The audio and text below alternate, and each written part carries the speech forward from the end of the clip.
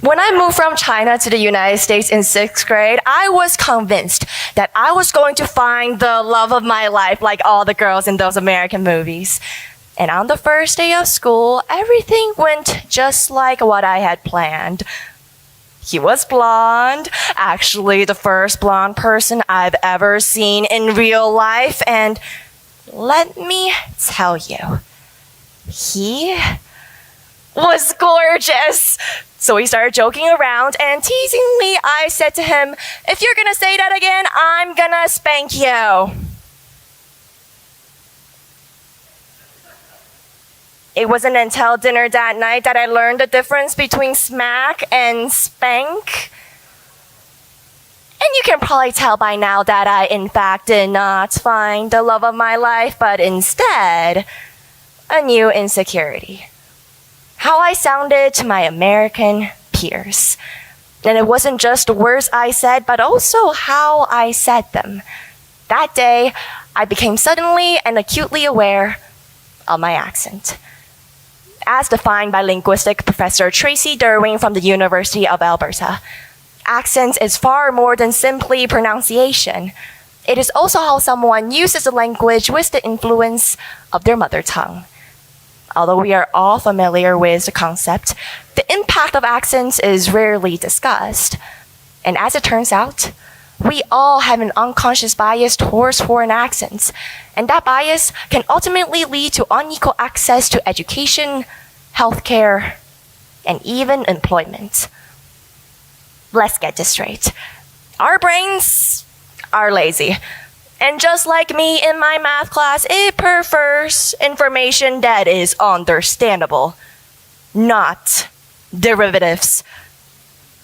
As explained by Matthew McGlone, a communication professor from the University of Texas at Austin, this ease with which our brain processes stimuli is called cognitive fluency.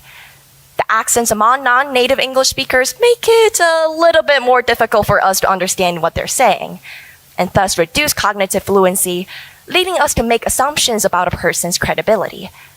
But not all accents are created equal.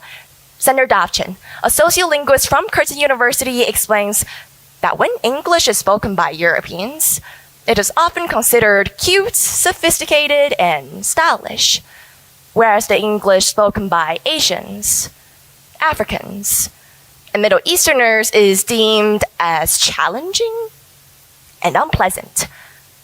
I'm sorry, but look at me. The only time I'm challenging and unpleasant is when I'm starting my lady cycle.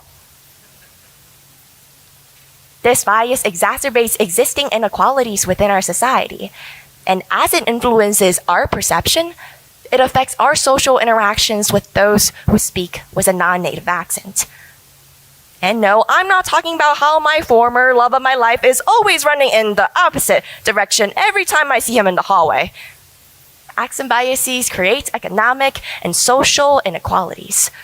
According to a 2022 Forbes article, non-native English speakers are less likely to get promoted or employed regardless of their education level and skills, and even regardless of how important language skills are for the job.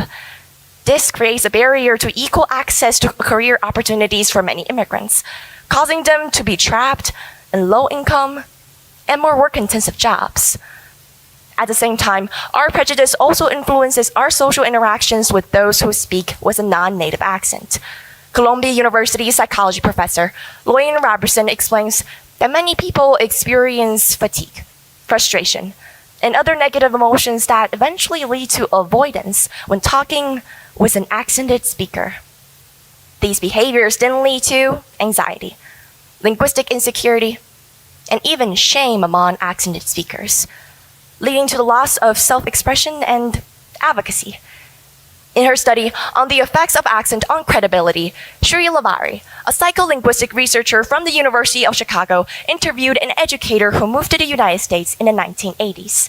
She shared, and I quote, "I was just embarrassed because students were making fun of me. No matter how good my English is, or no matter how much education I have to justify my mere presence." Our voices are how we communicate and engage with those around us. The inability to express yourself, to make yourself heard, to make other people listen, no matter how loud you're screaming, traps accented speakers inside a cage filled with loneliness and shame. So, we know that we have to eliminate our bias on accents in order for accented speakers to have equal access to opportunities. But how do we do it? It is difficult to eliminate unconscious bias, but the first thing we can do is to eliminate avoidance when you're having trouble understanding a non-native English speaker. Instead, respectfully seek clarifications.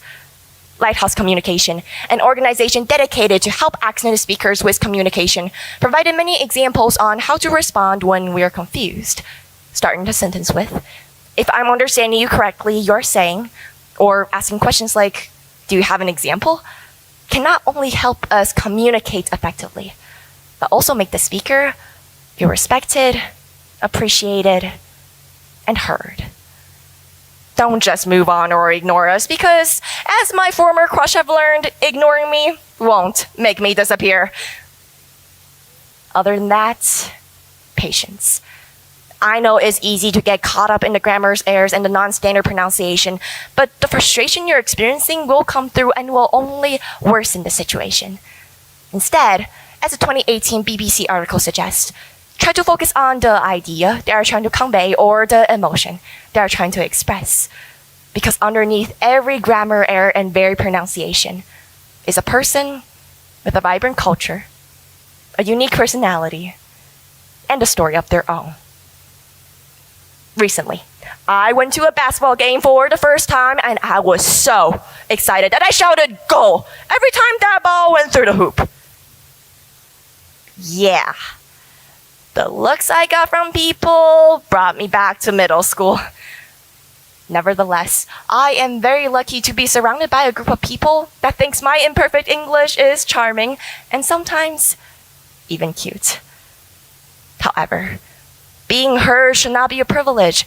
Accents are beautiful. They host our culture, our identity, and our heritage.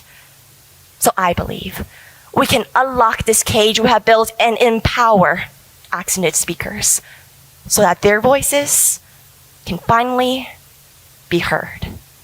Thank you.